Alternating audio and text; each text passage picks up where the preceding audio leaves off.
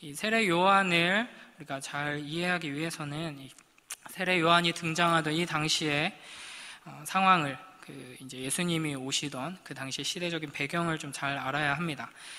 이때 구약의 이제 마지막 선지자 말라기가 하나님의 말씀을 전한 지 400년이 지난 시점입니다. 그래서 이 마지막 선지자 말라기가 하나님 말씀을 전하고 이제 이 세례 요한이 등장하기까지의 이 400년의 기간을 보통 이제 성경의 암흑시대라고 표현을 하죠.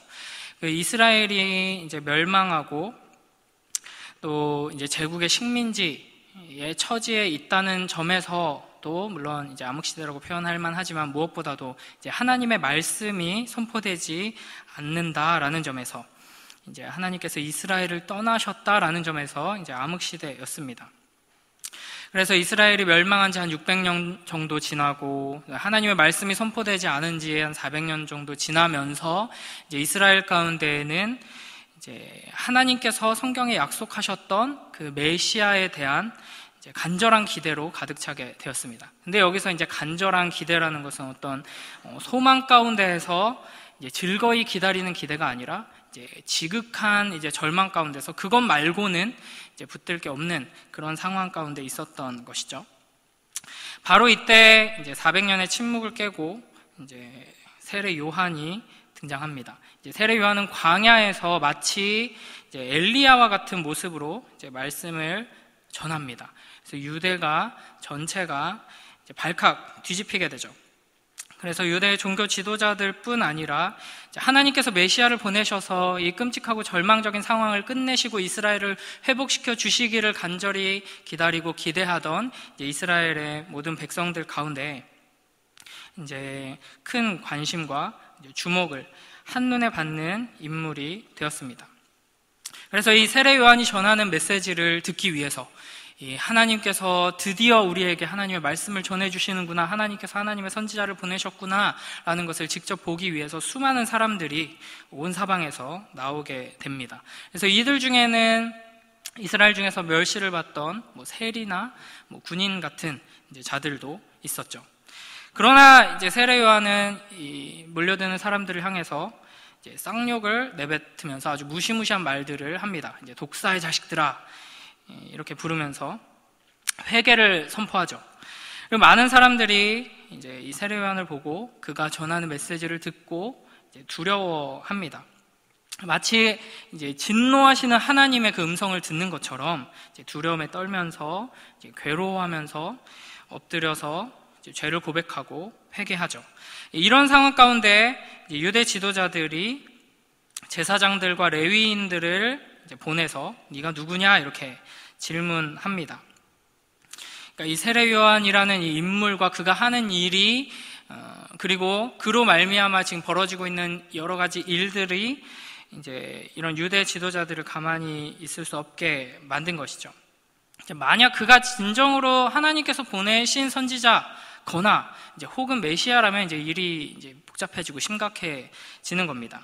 그러니까 이스라엘을 통치하고 다스리는 이제 왕이 왔다는 것이고, 그렇다면은 지금까지 유대 지도자들, 바리새인들과 서기관들과 제사장들이 누리고 있던 이 권력이 이제 끝났다라는 것을 의미하는 것이기 때문에 이제 이러한 일종의 정치적인 위협을 느끼면서 이제 세례 요한의 실체에 대해서 질문을 던지는 것이죠.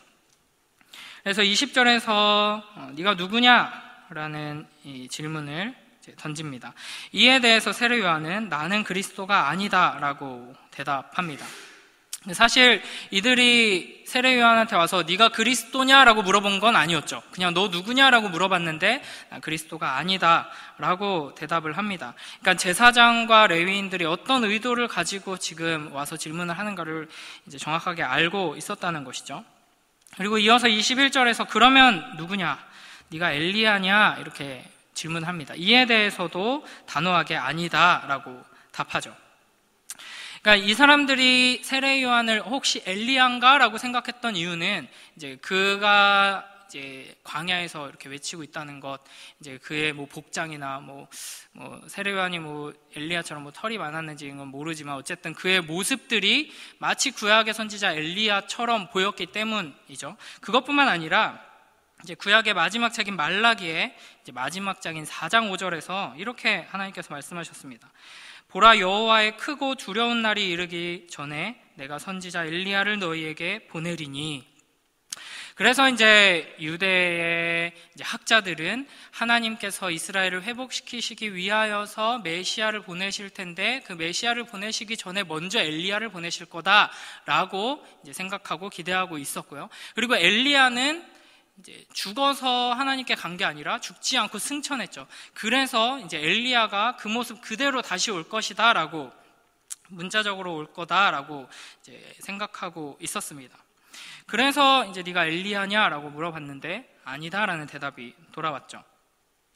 그런데 사실 이제 요한이 이 세례 요한이 태어날 것을 이제 그의 아버지 사가랴에게 이제 천사가 전해주는 이 내용을 읽어보면 이제 엘리야의 심령과 능력으로 그리스도 앞서 온 사람이라고 이제 이야기를 합니다. 이게 누가복음 1장 17절 말씀인데요. 그리고 이제 마태복음 11장 10절에서도 이제 예수님께서 요한을 가리켜서 그가 오리라고 예언되었던 엘리야다 이렇게 선언하십니다. 그러니까 어떤 면에서는 이제 세례 요한은 엘리야다라고 말할 수도 있는 이제 그런 역할을 감당하는 사람이죠. 그런데 이제 아니다라고 대답을 했습니다. 이게 이제 헬라어 원어를 자세히 살펴보면 이제 세례 요한이 나는 그리스도가 아니다라고 할 때 했던 대답과 나는 엘리야가 아니다라고 할 때 했던 대답이 묘하게 조금 다릅니다. 그래서 헬라어로 하면은 그리스도가 아니다라고 하는 것은 이제 우크 에이미 에고라고 해서 그러니까 조금 이제 강하게 절대 아니다 뭐 이렇게 해석할 수 있는 단어고요. 이제 엘리야가 아니다라고 할 때는 단어 하나가 빠져서 그냥 우크 에이미 나는 아니다 이렇게 담백하게 말하고 있습니다. 그러니까 이 세례 요한의 대답은 나는 그리스도 그 메시아가 절대 아니고 또 니들이 생각하는 그런 엘리야는 아니다 이렇게 지금 답하고 있는 것이죠. 그리스도도 아니고 엘리야도 아니다 이렇게 하니까 이어서 그러면은 너는 그 선지자냐 이렇게 21절에서 물어보죠. 이 질문은 하나님께서 모세를 통해 예언하셨던 이 모세와 같은 선지자를 보내준다고 하셨는데 네가 바로 그 선지자냐라고 묻는 것입니다. 우리 신명기 18장 15절하고 18절 이어서 한번 읽어보겠습니다. 네, 시작. 네, 하나님 여호와께서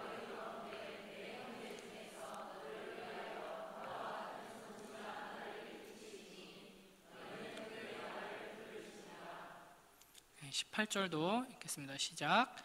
내가 그들의 형제 중에서 너와 같은 선지자 하나를 그들을 위하여 일으키고 내 말을 그 입에 두리니 내가 그에게 명령하는 것을 그가 무리에게. 아멘. 예, 호렙산에서 모세가 하나님을 대면해서 이제 말씀을 받았죠. 예, 하나님과 이스라엘 사이에 이제 중재자 역할을 모세가 감당했습니다. 그러니까 죄인인 모든 인류는 하나님 앞에 결코 설 수 없지만 이제 모세가 이제 대신해서 하나님 앞에 서서 하나님의 말씀을 듣고 그걸 전해주는 그런 역할이었죠. 그 모세가 이제 나와 같은 선지자가 하나 더 있다라고 말한 것입니다. 그러니까 마치 모세가 한 것처럼 하나님을 직접 만나고 그 말씀을 전해줄 선지자를 이제 약속하신 것이고 이스라엘이 그 선지자를 기다리고 있는데 혹시 네가 그러면 그 선지자냐라고 물어보고 있는 것이죠. 이 질문에 대해서도 세례 요한은 단호하게 아니다라고 답합니다. 그리스도가 절대 아니고 엘리야도 아니고 그 선지자 모세와 같은 하나님께서 약속하셨던 하나님의 말씀을 직접 대면해서 듣고 전해주는 그 선지자도 아니다 이렇게 말합니다. 그러자 이제 제사장과 레위인들이 그러면 너는 도대체 누구냐? 네 정체가 뭐냐? 이렇게 질문을 합니다. 이 질문에 대해서 세례 요한이 23절에서 이사야 40장 3절을 인용해서 이렇게 대답하죠. 23절 우리 함께 읽겠습니다. 시작. 이르되 나는 선지자 이사야의 말과 같이 주의 길을 곧게 하라고 광야에서 외치는 자의 소리로라 하니라. 아멘. 이 요한복음 1장 23절은 세례 요한의 이제 사역을, 그의 사명을 아주 잘 설명해 주는 표현입니다. 나는 주의 길을 곧게 하라고 광야에서 외치는 선지자다, 이렇게 말할 수도 있었죠. 나는 400년의 침묵을 깨고 하나님의 말씀을 전하는 선지자다, 이렇게 말해도 틀리지 않습니다. 그러나 그는 자신을 소리다라고 소개합니다. 요한복음이 처음으로 예수 그리스도에 대해서 소개한 표현이 바로 이제 로고스, 말씀이죠. 그리스도가 말씀이시라면 세례 요한은 나는 소리다, 이렇게 이제 소개하고 있는 것입니다. 소리는 이제 말씀을 표현하는 도구인 것이죠. 그러니까 세례 요한은 자신이 본질이 아니라 본질이신 로고스, 하나님의 말씀이신 예수 그리스도를 드러내고 표현하는 도구일 뿐이다 라고 지금 말하고 있는 것입니다. 그리고 또 23절에서 굳이 이제 광야에서 외치는 자의 소리다 라고 한 것은 이제 성전에는 이미 이제 하나님께서 떠나셨기 때문입니다. 그리고 이 광야라는 것은 이제 하나님의 말씀이 없어서 이제 메말라버린 이제 이스라엘의 그 황폐한 상태를 또 상징하는 것이기도 합니다. 이런 이제 세례 요한의 대답을 듣고 25절에 또 질문이 등장합니다. 네가 그리스도도 아니고 엘리야도 아니고 그 선지자도 아닌데 너는 왜 지금 세례를 베푸느냐? 그러니까 이 질문은 네가 베푸는 그 세례의 의미가 무엇이냐라는 질문이 아니라 네가 도대체 무슨 권한으로 지금 세례를 베풀고 있느냐 하는 것입니다. 이제 본래 이제 세례의 권위는 이제 유대 종교 지도자들, 이제 산헤드린 공회에 있었습니다. 그러니까 물론 이제 지금 우리가 주는 세례와는 조금 다른 방식이고 다른 의미인데, 이제 당시 이제 유대교에 들어오는 사람들이 입교 예식으로서 세례를 했는데 유대인이 아니라 이방인 중에서 내가 이제 유대인이 되겠다, 하나님의 백성이 되겠다 하는 사람들에게 베푸는 것이 세례였습니다. 산헤드린 공회의 권한으로 당신은 이제 더 이상 이방인이 아니고 이제 하나님의 백성이다, 너는 유대인이다 라는 것을 표시해 주는 게 세례였던 것이죠. 그런데 세례 요한이 산헤드린 공회와는 전혀 상관도 없을 뿐 아니라 아주 신랄한 언어로 이 당시에 유대교 지도자들, 권력자들, 기득권자들을 향해서 이제 무시무시한 이제 말들을 내뱉는 자가 이제 세례를 베풀고, 게다가 이방인이 아니라 유대인들을 대상으로 지금 세례를 베풀고 있다는 것이 이제 아주 심각한 문제로 여겨진 것이죠. 이런 질문에 대해서 세례 요한은 나는 이런 권한을 가지고 세례를 베푼다라고 이제 대답할 수 있었을 것입니다. 근데 그렇게 하지 않고 또 내가 베푸는 이 세례의 의미는 이러한 것이다라고 설명할 수도 있었는데 그렇게 하지 않고 이렇게 답합니다. 26절, 27절 우리 함께 읽어보겠습니다. 시작. 너희 가운데 너희가 알지 못하는 한 사람이 섰으니 곧 내 뒤에 오시는 그이라. 나는 그의 신발끈을 풀기도 감당하지 못하겠노라 하더라. 아멘. 이런 이제 대답인 것이죠. 내가 무슨 권한으로 세례를 주냐고? 지금 너희는 내가 선포하는 하나님의 말씀, 내가 베푸는 세례 때문에 온 유대가 들썩들썩하고 너희의 그 자리가 위협받는 것 때문에 걱정, 근심하고 두려워하는데 이건 이제 시작일 뿐이다. 나와는 비교할 수도 없는 이제 어마어마한 분이 오신다. 이런 식으로 지금 대답하고 있는 것입니다.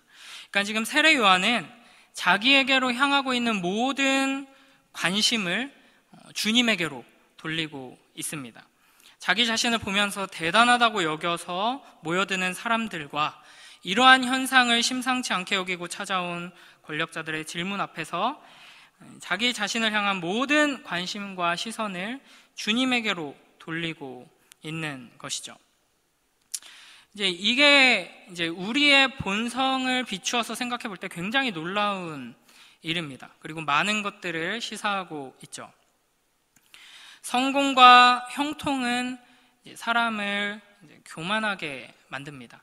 어떠한 성취를 이루고 높은 자리에 이루고 또 어떠한 권력을 지게 되면 사람이 변한다라는 것을 우리는 많이 듣고 또 많이 경험하게 됩니다. 그 사람 뭐 잘 나가더니 변했다, 뭐 인기 얻더니 변했다, 뭐 이런 말들을 우리 많이 듣게 되죠. 이 세상에 남에게 인정을 받고 싶어 하지 않는 사람은 아무도 없습니다. 사소한 일이라도 인정받을 기회가 왔을 때 그것을 포기하는 것은 상당히 어려운 일 정도가 아니라 거의 불가능한 일이죠. 그런 점에서 목사라는 직분이 굉장히 어렵고 위험한 자리인 것 같습니다. 많은 사람들 앞에서 서 있기 때문에 사람들의 시선을 의식하게 되죠. 오직 하나님 앞에서 서서 하나님께만 인정받는 것이 중요하다라고 스스로 계속 되뇌인다고 해도 사람들의 어떤 반응을 전혀 신경 쓰지 않을 수는 없죠. 그렇게 되면 설교자로서 굉장히 게으른 설교자가 됩니다. 너희들은 어떻게 반응하든 나는 하나님 앞에서만 선다, 이럴 수는 없는 것이죠. 하나님의 말씀을 사람들에게 전하는 직분이기 때문에 그렇습니다. 마땅히 사람들의 반응을 살피고 이야기에 귀를 기울여야 하는데, 그러면서 동시에 그 사람들의 말에 휘둘리지 않아야 하고 사람들의 칭찬에 목말라 하지 않아야 하는 것이죠. 그래서 굉장히 괴롭습니다. 그러니까 사람들에게 자칫 잘못하면 사람들에게 좋은 평가를 받는 것에 달콤함에 취해서 사람들에게 계속해서 좋은 평가를 받기 위해서 움직이게 되죠. 주로 설교자는 설교를 짧고 간략하게 하면 좋은 평가를 받게 됩니다. 그래서 어떻게든 설교를 줄이려는 그런 유혹에 빠지게 됩니다. 그래서 오늘은 최대한 길게 하려고 노력을 하려고 합니다. 이 사이에서 상당히 괴로운 것이죠.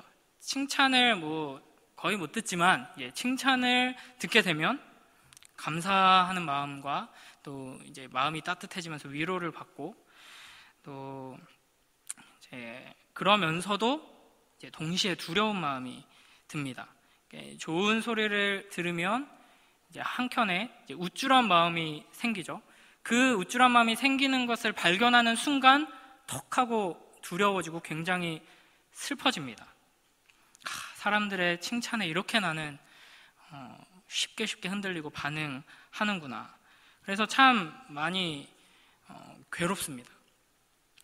반대로 안 좋은 소리도 마찬가지죠. 누군가가 나에 대하여서 어떤 안 좋은 소리를 할 때, 안 좋은 반응이 있을 때, 설교를 이렇게 열심히 준비해서 외치지만 졸고 있을 때 가슴이 턱 막히고 괴롭고 하는 것. 그러면서 동시에 내가 이 사람한테 이렇게 또 휘둘리는구나, 이렇게 생각을 하게 됩니다. 세례 요한은 지금 엄청난 인기를 얻었습니다. 수많은 사람들이 몰려왔고 온 이스라엘이 들썩거렸습니다. 그러니까 세리고 군인들이고 가난한 자들이고 부유한 자들이고 온갖 사람들이 다 모여서 그의 설교를 듣고 그의 설교로 말미암아 자신의 죄를 하나님 앞에서 깨닫고 회개하고 울며 세례를 받는 놀라운 역사가 일어난 것이죠. 만약 이 시대가 지금 우리와 같이 투표로 왕을 뽑는 시대였다면 아마 세례 요한은 왕이 되었을 것입니다. 그러니까 모든 대중들의 관심과 기대를 한몸에 받고 있고 심지어는 정계에서도 관심 있게 주목하고 있는 사람, 한마디만 하면 검색어 1위에 오르고 뉴스에서 떠들어대는 지금 그런 상황인 것이죠. 그런데 세례 요한은 내가 누군지 말하지 않고 오히려 내가 누가 아닌지를 말하고 있습니다. 그리고 20절에 요한은 이 말을 드러내어 말하고 숨기지 않고 드러내었다, 이렇게 표현되어 있습니다. 그러니까 드러내다라는 말을 2번 반복하는 것이죠. 확실하게 고백했다라는 것입니다. 그러니까 요한의 이와 같은 반응이 굉장히 놀랍죠. 우리는 기본적으로 자기가 한 일이 아닌 것도 이제 했다고 말하면서 이제 그 칭찬을 이제 은근히 즐깁니다. 뭐 이런 예들이 상당히 많죠.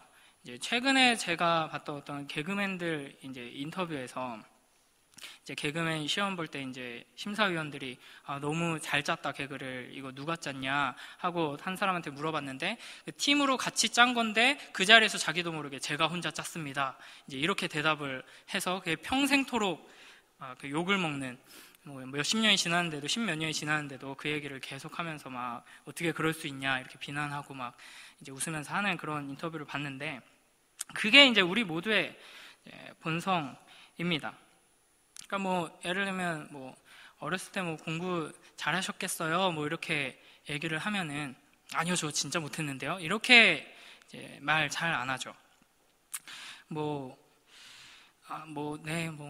좀 이러면서 이제 얼버무려서 공부를 잘했구나라는 인식을 하게 만든다든지, 아니면 아니에요 라고 말하면서 아니라고 말하지만 그 뉘앙스는 잘했는데 부끄럽다 뭐 이렇게 되도록 이제 하죠. 이제 저만 그런 건 아니죠. 이제 저는 주로 많이 좀 그랬습니다. 그래서 중학교 어느 시점까지는 공부를 굉장히 잘했거든요. 뭐 전국에서 동시에 보는 시험에서 이제 0.2%에 들면서 이제 정점을 찍고, 그 이후로는 단 한 번도 1점도 성적이 오르지 못하는 그런 역사를 쭉 이루어 왔었는데, 이렇게 이제 설교 시간에 굳이 이걸 말하는 것도 자기를 드러내려고 하는 이제 그런 본성의 발현이죠. 이게 인간의 본성입니다.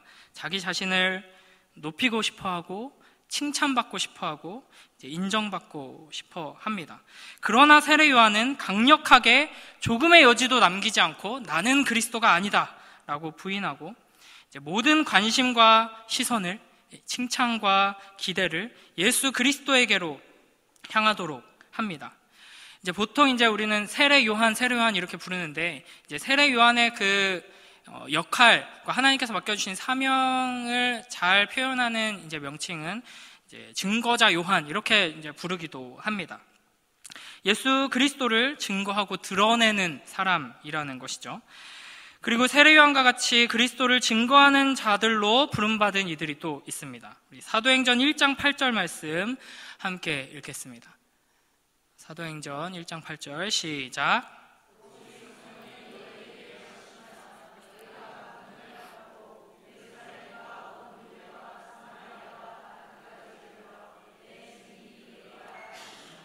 아멘. 요한과 같이 우리 모두도 소경이 되어서 보지 못하는 이 어두운 세상 가운데에서 빛이신 예수 그리스도를 증거하고 드러내는 그 증인으로 부름받은 자들입니다. 세례 요한은 자기 자신에 대해서 나는 누구다라고 말하지 않고 그리스도에 대해서는 조금도 망설임 없이 분명하고 확실하게 선포하고 증언했습니다. 하나님께서는 우리를 이러한 증거자의 삶으로 예수 그리스도와 그 복음의 증인으로 부르고 계신 것이죠. 저는 이제 중고등부와 이제 청년부를 맡겨 주셔서 이 중고등부와 청년부 지체들과 이제 깊은 인격적인 관계, 아름다운 신뢰의 관계를 맺고 이제 하나님의 사랑 안에서 사랑하는 사이가 되기를 소망합니다. 부족해서 이제 잘 못하고 있지만 그렇게 소망을 하고 있습니다. 그러나 이제 궁극적으로 더 소망하는 것, 그리고 더 소망해야 하는 것은 그 한 사람 한 사람들이 나를 사랑하고 나도 그를 사랑하고 나와 깊은 관계가 되는 것보다 이제 나는 사라지고 오직 예수 그리스도가 증언되고, 모두가 결국에는 나를 떠나서 나를 향한 시선을 거두고 나를 통하여서 예수 그리스도를 보고 예수 그리스도를 따르는 것이 이제 저에게는 가장 큰 소망입니다.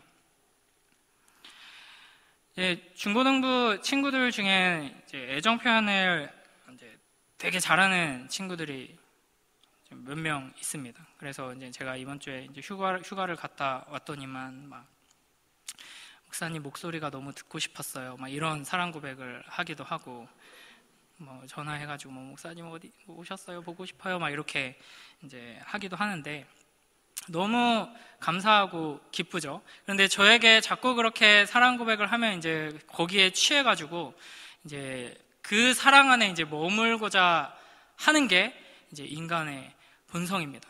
그러나 이제 제가 교육자로서 계속 기도하고 이제 애쓰는 부분은 이제 그들이 이 안에서 또 이 관계를 통해서 이 공동체를 통해서 그리스도를 보고 그리스도를 따르는 것. 내가 정말 우리 목사님 정말 좋다, 다정하다, 뭐 이런 것이 아니라 이제 나는 사라지고 그리스도가 드러나는 것. 그것을 위하여서 주님께서는 우리를 이 자리에 부르신 것이죠. 그런 점에서 이제 가장 좋은 설교는 무엇인가? 이제 사람들이 막 감격하고 위로받고 또 최대한 적은 사람이 졸고 아니면은 또 새롭게 무언가를 깨닫게 되는 그 기쁨으로 가득한 그런 설교가 아니라 예수 그리스도를 바라보고 사랑하게 되고 따르게 되는 것이 가장 좋은 설교죠. 그래서 어떤 의미에서는 저분 설교 참 좋다, 설교 참 잘한다라는 칭찬은 이제 위로가 되고 격려가 될 수도 있지만 어떤 면에서는 아주 무서운 모욕일 수 있습니다. 진실로 하나님께서 맡겨주신 말씀 사역을 잘 감당했다면 예수님에 대해서 감격하면서 예수님에 대해서 이야기하고 예수님을 따르게 하는, 예수님께 더욱 나아가고 싶다, 이런 마음이 생겨나야 하는 것이죠. 우리의 모든 삶이 마찬가지입니다. 하나님께서는 우리에게, 목회자뿐 아니라 우리 모두에게 증인된 삶을 요구하십니다. 하나님께서 우리를 부르신 그 삶의 자리에서, 가정에서, 학교에서, 이웃 가운데, 또 이 교회 공동체 가운데 우리는 그리스도를 드러내는 증인으로 부름을 받았습니다. 그러기 위해서 우리가 계속 싸워야 되는 지점이 바로 이 부분입니다.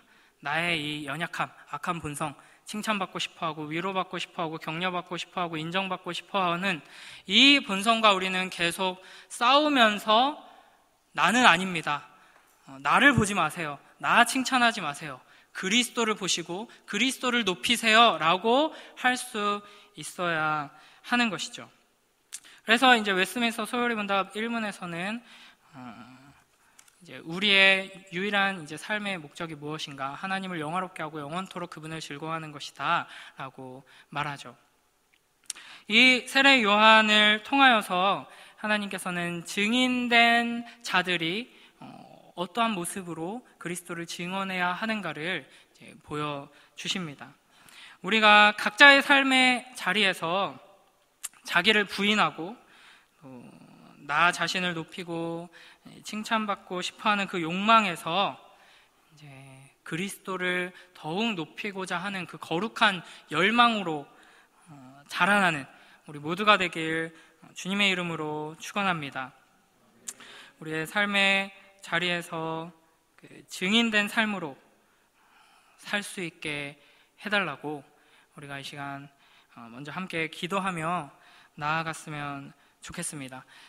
세상은 계속해서 우리가 칭찬받고 많은 사람들 앞에서 이제 무언가 성취하고 이름을 높이는 것이 가장 중요하고 가장 가치 있는 것이다 라고 우리를 속이려고 할 것입니다. 그리고 때로는 우리가 그와 같은 달콤함을 맛볼 수도 있습니다. 그러나 그 앞에서 흔들리지 아니하고 우리를 통하여서 그리스도가 드러나는 것이 가장 큰 기쁨이고 가장 큰 영광이다 하는 것을 우리가 잊지 않고 그리스도를 높이는 증인된 삶 살 수 있게 해달라고 이 시간 우리의 매일매일의 그 삶의 자리를 놓고 그 삶의 자리에서 내가 그리스도를 증언하고 높이게 하여 주시옵소서. 시간 함께 기도하며 나아가도록 하겠습니다.